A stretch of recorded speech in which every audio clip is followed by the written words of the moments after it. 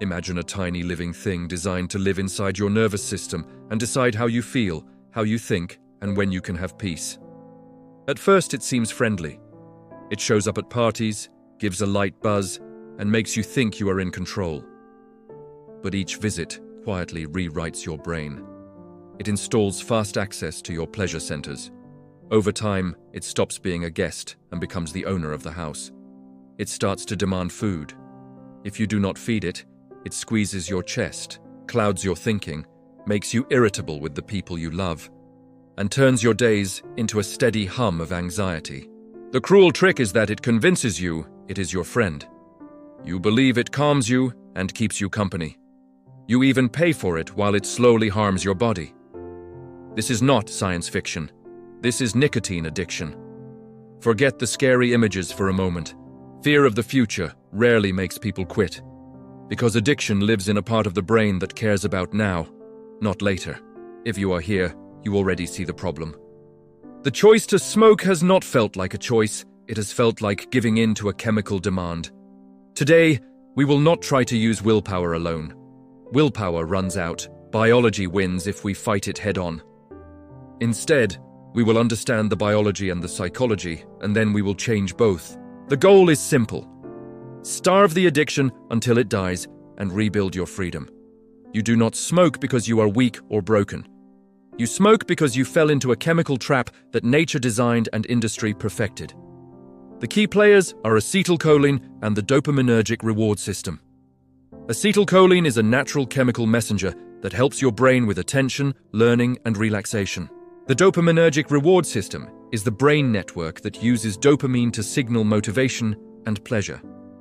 A receptor is like a lock on a nerve cell. A neurotransmitter is the key that opens it. Nicotine is a molecular imposter that looks like the key for a specific lock called the nicotinic acetylcholine receptor. When you take a puff, nicotine reaches your brain in about 10 seconds and snaps into these receptors with unusual strength. That sudden activation triggers a spike of dopamine, the chemical that makes you feel drive and reward. The trouble starts with repetition.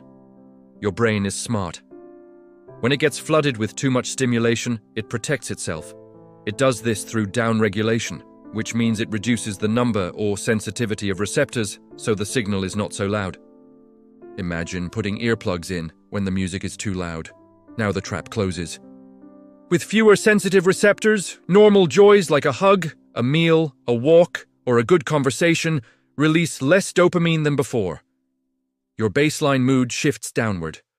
The only thing that cuts through the earplugs is more nicotine. This is the crucial point. The cigarette is not giving you real pleasure. It is only removing the discomfort that the last cigarette created. Now let us clear the psychology. The hardest part of quitting is not the chemical withdrawal. Nicotine leaves the body fairly fast. The hardest part is the belief that cigarettes help you. Two common beliefs are that smoking reduces stress and improves focus. Let us look at this calmly. Nicotine is a stimulant. A stimulant is a drug that speeds up the body. It raises heart rate by about 10 to 20 beats per minute. It narrows blood vessels and raises blood pressure. It triggers adrenaline, which is a stress hormone that prepares the body for action and activates the sympathetic nervous system, which is the fight or flight system. From a body perspective, smoking pushes you toward alert and tense, not calm and relaxed.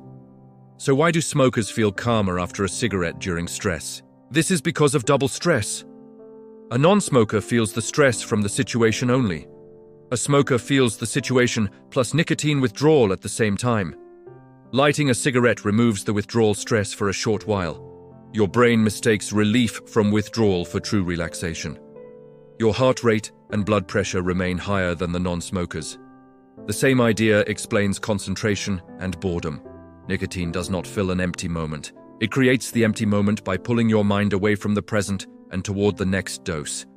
It takes you out of the conversation, out of the movie, and out of your work. It steals the present. Culture sometimes paints smoking as rebellious, elegant, or intellectual. Real life tells a different story. Long-term smoking often brings stained teeth, dull skin, morning cough, money lost to a constant habit, and isolation when you have to leave rooms or stand in the rain to smoke. There is no glamour in dependency. What there is, however, is the power to choose a different identity. Do not see quitting as a sacrifice. See it as taking off a weight you never needed. If you believe you are losing a friend, you will feel deprived and unhappy. If you see that you are removing a problem, the process becomes not only possible, but deeply satisfying. What keeps the habit in place is not logic. We all know tobacco can kill. The glue is fear. Fear that life will be boring. Fear that you cannot handle stress, grief, or celebration without a chemical crutch.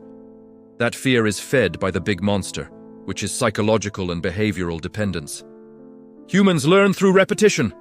Over years, you taught your brain that certain moments go with a cigarette. You practice these links thousands of times. If you smoke 20 times a day, that is 7,300 times a year. In 10 years, it is 73,000 repetitions. That is elite training for a habit. When you quit, the small monster, which is the chemical withdrawal, fades in about 3 weeks. The big monster, which is the mental pattern, can wake up years later when a trigger appears. This is why someone can relapse after a decade. It is not a physical need. It is a learned link that was not fully rewired. The most common mistake is to quit while keeping the identity of a smoker. Saying I am trying to quit often means I still want to smoke, but I'm not letting myself. That mindset feels like punishment and creates envy of people who still smoke. No one can live in permanent deprivation. The identity shift is the turning point. You are not a smoker in withdrawal. You are a non-smoker. A non-smoker does not want a cigarette. To reach that state, you face the fear of emptiness. Life does not turn grey without nicotine. The grey fog lifts. You start to notice color again. When a craving hits, ask, what am I feeling? Is it boredom, hunger, thirst, or anxiety? Treat the real cause. If you are bored, do something small and active. If you are thirsty, drink water. If you are hungry, eat something nutritious. If you are stressed, breathe slowly and deeply and move your body. Learn to be an adult who can feel and handle emotions without nicotine. This is a skill. It may feel uncomfortable at first, and it gives you back your dignity and strength. Now let us talk about the practical path. Many people choose a quit day and stop completely. Others use approved treatments. Nicotine replacement therapy is a clean, lower-dose form of nicotine in patches, gum, lozenges, sprays, or inhalers. It reduces withdrawal while you learn new habits. Prescription medicines like varenicline and bupropion work in the brain to reduce cravings. Varenicline is a partial agonist at the nicotinic receptor, which means it gently activates the receptor while blocking nicotine from binding, so cravings drop and cigarettes feel less rewarding. Bupropion affects dopamine and norepinephrine, which are brain chemicals for motivation and alertness, and it also reduces cravings. Counseling and support, even brief, increase success rates. The best method is the one you will actually use with confidence. If you choose to quit all at once, make a clear decision. If you choose medicines or nicotine replacement, use them as directed and combine them with the mental shifts we covered. If you decide to have a last cigarette, do it with full awareness. Notice the taste and the harsh smoke. Notice that the feeling is not real pleasure. It is relief from an itch.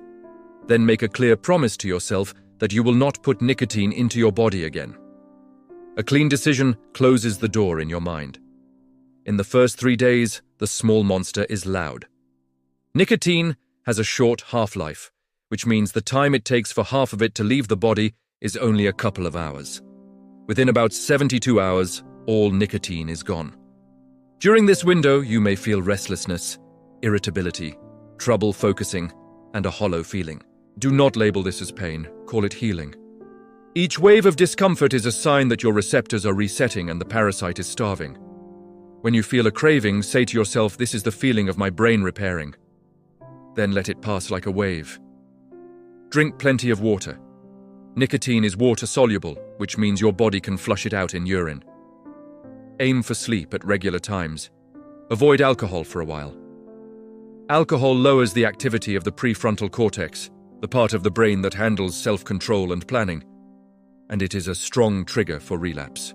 Over the next 1 to 3 weeks, your dopamine system recalibrates.